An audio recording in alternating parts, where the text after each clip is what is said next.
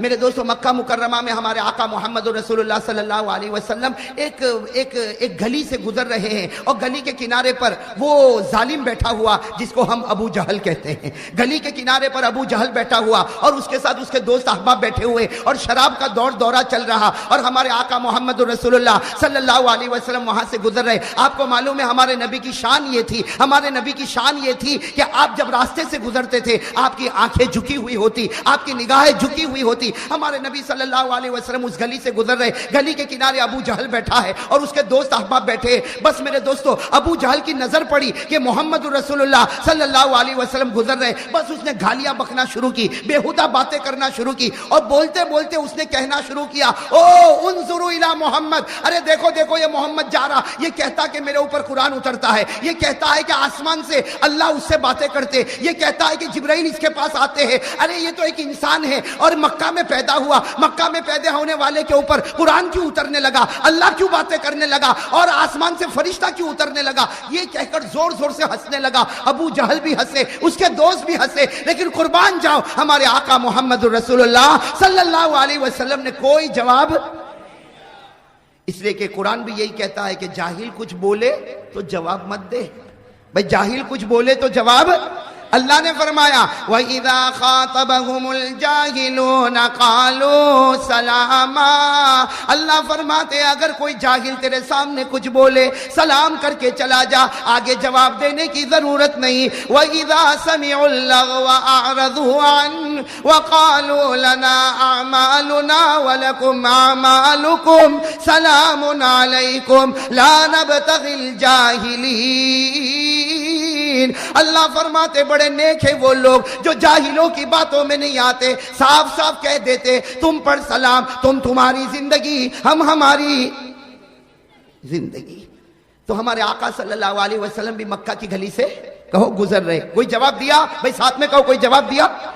تو ابو جہل کو بڑا غصہ آیا کہ محمد کو اتنا سب بولا لیکن محمد نے کوئی جواب نہیں دیا، تو اپنے دوستوں کو کہا 11-12 دوست سے کہا اٹھو اٹھو ان کے پیچھے چلو۔ اب وہ 11-12 سب کے سب گلی کے کنارے سے نکلے اور ہمارے نبی کے پیچھے چلنے لگے اور بےہودہ باتیں کرنے لگے، گالیاں بکنے لگے، ہمارے آقا محمد رسول اللہ صلی اللہ علیہ وسلم پر پتھر مارنے لگے۔ ہمارے آقا صلی اللہ علیہ وسلم پیچھے مڑے اور کہا تم چاہتے کیا ہو، ای شیء تریدون، تم چاہتے کیا ہو؟ تو ابو جہل نے کہا ہم یہی چاہتے ہیں کہ تم ایک مرتبہ کہہ دو کہ میں نبی نہیں ہوں، تم ایک مرتبہ کہہ دو میں رسول نہیں ہوں۔ ہمارے آقا صلی اللہ علیہ وسلم کی آنکھوں میں آنسو آئے، فرمایا اگر تم لوگ ایک ہاتھ میں سورج رکھ دو اور ایک ہاتھ میں چاند رکھ دو اور کہو کہ میں یہ کہوں کہ میں نبی نہیں، میں مر سکتا لیکن کہوں گا میں نبی ہوں، میں پیغمبر ہوں، قرآن مجھ پر اترا، اللہ مجھ سے باتیں کرتا اور جبرائیل مجھ سے باتیں کرتا، اور اللہ کسی کو نبی بنائے اسے کوئی روکنے والا نہیں ہو سکتا۔ نعرہ تکبیر، نعرہ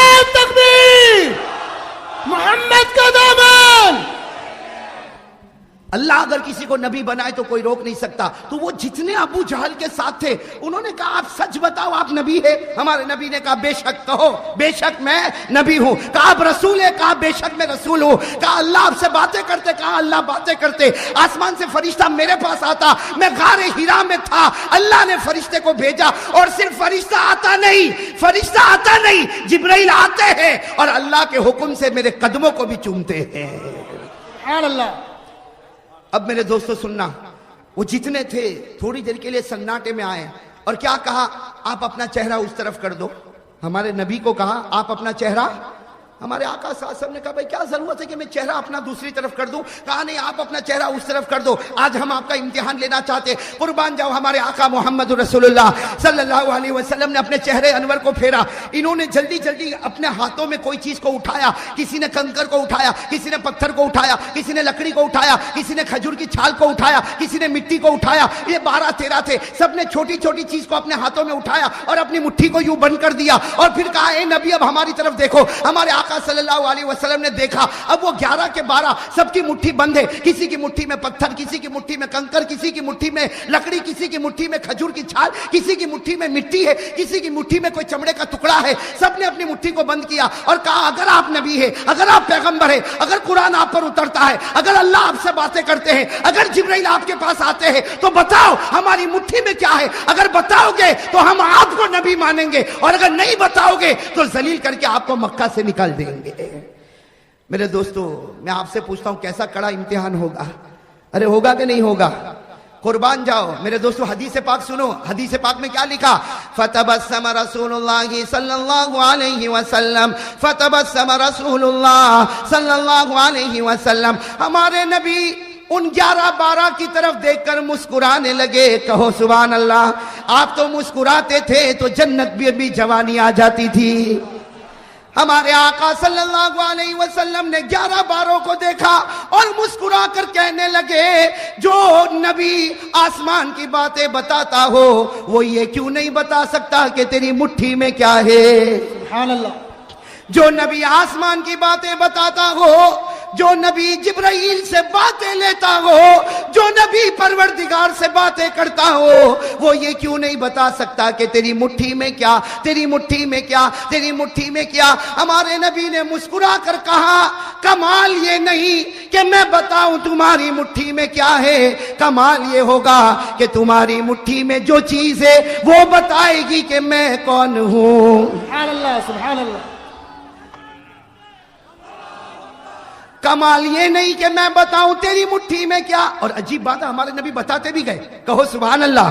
کہا کمال یہ نہیں کہ میں بتاؤں تیری مٹھی میں کیا، تیری مٹھی میں کنکر ہوگا، اس کی مٹھی میں حقیقت میں کنکر ہے. تیری مٹھی میں پتھر ہوگا، تیری مٹھی میں لکڑی کا ٹکڑا ہوگا، تیری مٹھی میں چمڑے کا ٹکڑا ہوگا، تیری مٹھی میں کھجور کی چھال ہوگی. کہا کمال یہ نہیں کہ میں بتاؤں تیری مٹھی میں کیا، تمہاری مٹھی خود بتائے گی کہ میں کون ہوں. ہمارے نبی نے اتنا فرمایا.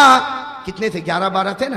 سب یوں کھڑے ہوئے تھے یوں، اور سب نے مٹھی کو ٹائٹ بند کیا ہوا تھا اور بالکل مضبوطی کے ساتھ بند کیا. لیکن ہمارے نبی نے فرمایا تیری مٹھی بتائے گی کہ میں کون ہوں. تو ہر ایک کی مٹھی کبھی ادھر حرکت کرے، وہ کہے آٹومیٹک ایسا کیسا ہوگا، پھر یوں کرے، پھر وہ مٹھی ادھر حرکت کرے، پھر وہ اپنی مٹھی کو صحیح کرے. ہمارے نبی نے کہا چھوڑ دے، اب تو وہ نبوت کی گواہی دینے والی ہے. سبحان اللہ. اب تو وہ نبوت کی گواہی دینے والی. میرے دوستو ہمارے نبی نے صرف اتنا کہا، ہر مٹھی کے اندر سے آواز آئی. میرے احمد آباد کے بھائیوں دل کھول کر وہ آواز بتاؤ جو آواز ہر مٹھی میں سے آئی ہے. کیا آواز آئی؟ اشہد ان لا الہ الا اللہ واشہد ان محمد رسول اللہ. ہر مٹھی نے کہا ہم گواہی دیتے کوئی معبود نہیں مگر اللہ اور یہ اللہ کا رسول ہے. اور ہر مٹھی سے آواز آئی جس نے محمد کا دامن پکڑا وہ جنتی بن گیا، جس نے محمد کا دامن چھوڑا وہ جہنمی بن گیا. میرے دوستو کتنے تھے؟ 11-12 تھے نا. جب سب کی مٹھی سے آواز آنے لگی تو سب نے کہا، سب نے، صرف ابو جہل نہیں باقی جتنے تھے سب نے ایک آواز کہا کہ اگر بے جان کنکر، اگر بے جان پتھر، اگر بے جان لکڑی، اگر بے جان کھجور کی چھال، اگر بے جان چمڑے کا ٹکڑا یہ نبی کو پہچان سکتا، ہم جان والے کیوں نہیں پہچان سکتے؟ 12 کے 12 نے ایمان قبول کر لیا. نعرہ تکبیر. نعرہ تکبیر. محمد کا دامن. لیکن ایک نے ایمان قبول نہیں کیا. کون؟ ابو جہل نے ایمان قبول نہیں کیا. تو ہمارے آقا محمد رسول اللہ صلی اللہ علیہ وسلم کی آنکھوں میں آنسو آ گئے. کہا اللہ، اے اللہ سب نے قبول کر لیا لیکن یہ مکے کا چودھری، یہ مکے کا رئیس، یہ مکے کا چودھری، یہ مکے کا رئیس، یہ مکے کا سرپنچ، یہ مکے کا بڑا، اس نے ایمان قبول نہیں کیا. اللہ باقی سب نے ایمان قبول کر لیا. اللہ تبارک و تعالیٰ نے فرمایا جس کو میں ہدایت دوں اس کو ہدایت ملتی. میں نہیں چاہتا کہ مکے کا سردار ایمان قبول کرے، میں تو چاہتا حبشے کا کالا کلوٹا بلال ایمان قبول کر لے. سبحان اللہ. اور ابو جہل کیا بولنے لگا؟ یہ تو جادو ہے. کہا یہ تو جادو ہے. ابو جہل نے اتنا کہا یہ جادو ہے. اللہ تعالیٰ نے فوراً آیت کریمہ اتاری جس سے ابو جہل کے چہرے پر ایک تماچا پڑا. اس نے کہا جادو ہے اور حضرت جبرائیل آئے اور کہا ابو جہل کو کہہ دو وَإِن يَرَوْا آيَةً يُعْرِضُوا وَيَقُولُوا سِحْرٌ مُسْتَمِرٌّ وَكَذَّبُوا وَاتَّبَعُوا أَهْوَاءَهُمْ وَكُلُّ أَمْرٍ مستقر. جیسے ابو جہل نے کہا کہ جادو ہے، حضرت جبرائیل آئے اور کہا کہ ابو جہل کو کہہ دو تیرے ایمان کی ہم کو ضرورت نہیں، تو نشانیوں پر نشانی دیکھتا جائے گا اور جادو جادو بولتا جائے گا. حقیقت میں آسمان پر تیری ہدایت کا فیصلہ نہ ہوا ہے اور نہ کبھی ہونے والا. اللہ جس کو چاہے ہدایت دے، ہدایت دینے والا کون ہے؟ آقا محمد رسول اللہ صلی اللہ علیہ وسلم کی شان اور ہمارے نبی کا مقام کتنا اونچا. میرے بھائیو، وہ تو ہم نے ہمارے نبی کو جانا نہیں، بھئی ہم نے ہمارے نبی کو پہچانا نہیں. لکھا ہے روایت میں، تفسیر ابن کثیر میں لکھا ہے کہ ابو جہل کے پاس ایک بت تھا. بھئی بت سمجھتے ہو نا آپ، جس کو عربی میں صنم کہتے ہیں. تو ابو جہل کے پاس ایک چھوٹا سا بت تھا، بہت خوبصورت، اس نے خود بنایا تھا اور ہمیشہ اس کی عبادت، ہمیشہ اس کی عبادت، سفر میں جائے تو اس کی عبادت، حضر میں رہے تو اس کی عبادت. لکھا ہے کہ برسوں سے ابو جہل اس کی عبادت کرتا تھا. کس کی عبادت کرتا؟ اس بت کی. ایک مرتبہ ابو جہل جب مکہ کی گلی میں نکلا، ایک مرتبہ ابو جہل جب مکہ کی گلی میں نکلا تو دیکھا کہ کچھ لوگوں نے ایمان قبول کر لیا، کچھ لوگوں نے ایمان قبول کر لیا. اور پھر آگے چلا تو اسے خبر ملی کہ محمد اور ان کے ساتھی صلی اللہ علیہ وسلم ہمارے بتوں کی برائی بیان کرتے ہیں. بس ابو جہل کو بڑا غصہ آیا. بھئی وہ تو عرب کا سردار تھا، امیر تھا. بڑا غصہ آیا، غصے میں اپنے گھر میں آیا اور اس بت کو کہا، حالانکہ وہ تو پتھر کا ایک ٹکڑا ہے، اس بت کو کہا کہ تجھے معلوم ہے آج مکے کی گلیوں میں لوگ تجھے گالی دے رہے ہیں، تجھے معلوم ہے لوگ محمد پر ایمان قبول کر رہے، تجھے معلوم ہے تیری مکے کی گلیوں میں برائی ہوتی ہے، اس لیے آج میں چاہتا ہوں کہ برسوں سے میں نے تیری عبادت کی ہے، آج میں چاہتا ہوں کہ تجھے میں محمد کے پاس لے جاؤں اور تو محمد کے سامنے جا کر آج اپنے منہ کو کھولنا اور محمد کو گالی دینا تاکہ بدلہ برابر سرابر ہو جاوے. بھئی ابو جہل نے کس کو کہا؟ پتھر کے ٹکڑے کو. بھئی کس کو کہا؟ پتھر کے ٹکڑے کو. میرا عزیز دوستو، اب غصہ، پاگل پنا، دیوانہ اب لیا بت کو اور سیدھے ہمارے نبی کے پاس پہنچا. لکھا ہے کہ ہمارے آقا محمد رسول اللہ صلی اللہ علیہ وسلم اپنے گھر میں تشریف فرما، یہ بڑے غصے کے اندر آتا. ہمارے نبی پوچھتے ہیں کہ ابو جہل کو پوچھتے ہیں کہ کیا معاملہ، اتنا غصہ کس بات کا؟ ہمارے نبی پوچھتے ہیں کہ اتنا غصہ کس بات کا؟ تو ابو جہل نے کیا جواب دیا؟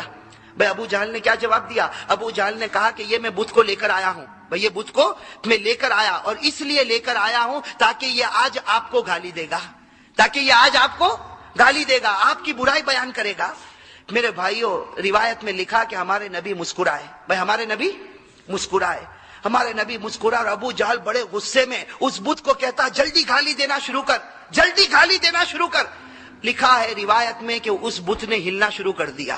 بھئی اس بت نے کبھی دائیں طرف جھکا، کبھی بائیں طرف جھکا. اب ابو جہل جیسے دیکھا وہ بت ناچتا، اس نے بھی ناچنا شروع کر دیا. ابو جہل نے بھی ناچنا شروع کر دیا کہ اب میرا بت بولے گا. لکھا ہے کہ تھوڑی دیر میں اس بت کے اندر سے آواز آئی. تو کیا آواز آئی؟ اشہد ان لا الہ الا اللہ واشہد ان محمد رسول اللہ.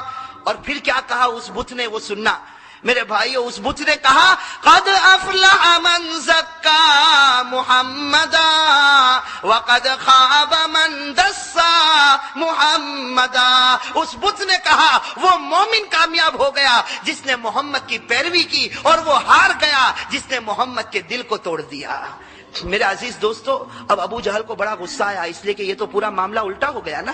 ابو جہل کو غصہ آیا، اس بت کو اٹھایا اور اٹھا کے زور سے پٹک دیا. بھئی اپنے ہی خدا